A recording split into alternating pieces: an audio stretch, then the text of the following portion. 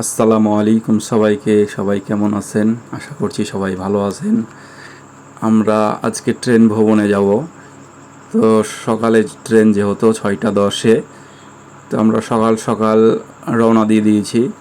আর এত সকালবেলাতে ভ্যান বা রিক্সা না পাওয়ার কারণে আমরা হেঁটে আসছি।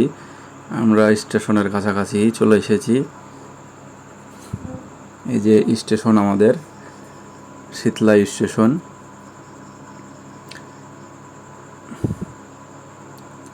এখানে কিছুক্ষণের মধ্যে হয়তো ট্রেন আসবে।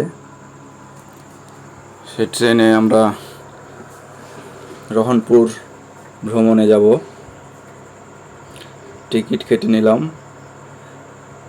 টিকিটের গায়ে লেখা আছে 52 কিলোমিটার রাস্তা, ট্রেনের রাস্তা আসলে।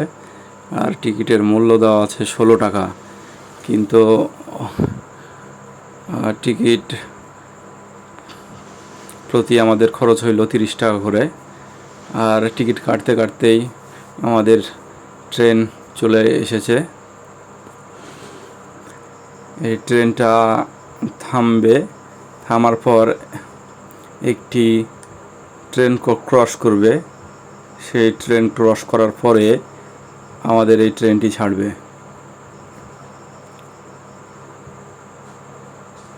অনেক দিন পর আসলে ট্রেন ভ্রমণ। তো কেমন হবে দেখা যাক। আশা করছি ভালো হবে ট্রেন ভ্রমণ। তো এই যে ট্রেনে আমরা উঠে পড়েছি। আমাদের জন্য আমাদের এক বড় ভাই সিট ধরে রেখেছে।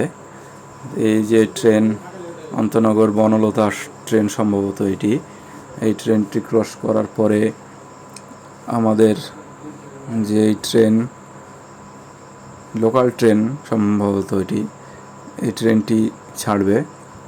সেই ট্রেনেই আমরা রহনপুর, বাংলাদেশের শেষ সীমানা, শেষ স্টেশন বলা যায়, সেই স্টেশনে আমরা ভ্রমণে যাব। তো সবাই ভালো থাকবেন, সুস্থ থাকবেন। সবাইকে আসসালামু আলাইকুম।